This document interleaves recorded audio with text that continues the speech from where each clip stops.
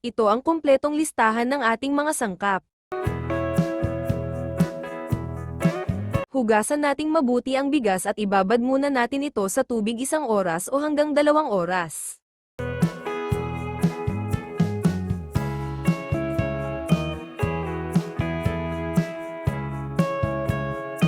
After mababad steam naman natin ito, maglagay tayo ng manipis na tela upang hindi lulusot o matapoon ang ating bigas.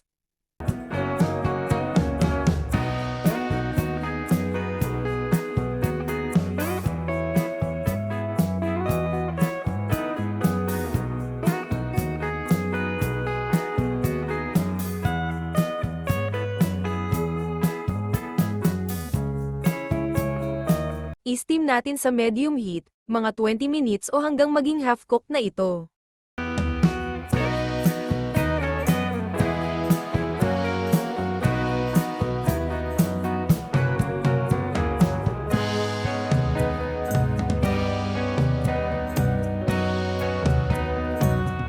Sa isang bowl pagsamahin ang 1/2 cup sugar, 1/4 teaspoon salt, ginger juice at ang 200 ml na coconut milk.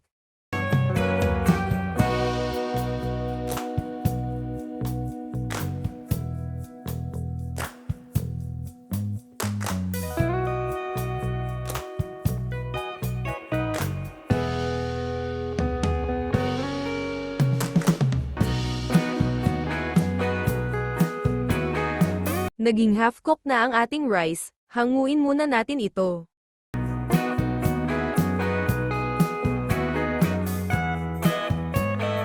Pagsamahin na natin ang ating steamed rice at ang ating coconut mixture.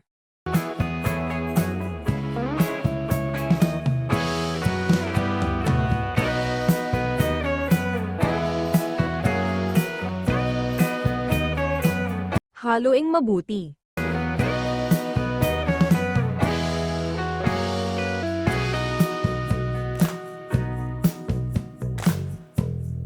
Tapos ibalik natin uli sa ating steamer.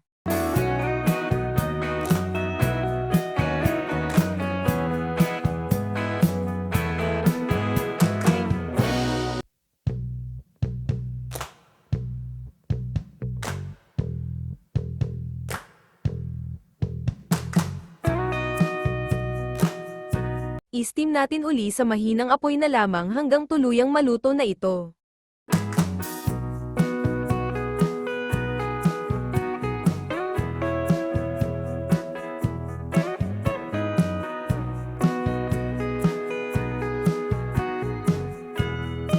Naluto na ang ating masarap na puto maya.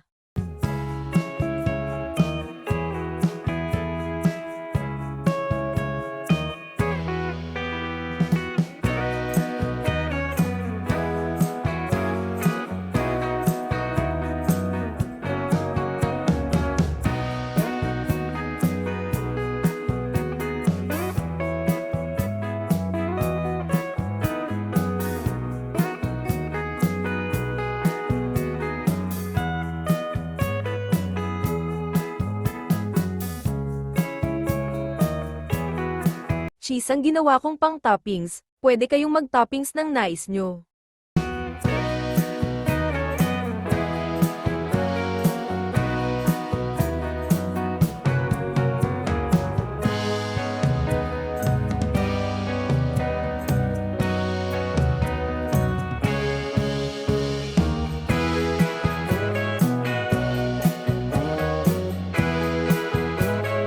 Ang sarap nito. At ang ganda ng kanyang texture, buong-buo pa din ang bawat butil ng ating bigas. Maraming salamat po sa inyong panonood, at kung gusto nyo pang mapanood ang susunod kong upload na video, paki-click na lang ang like at ang subscribe button.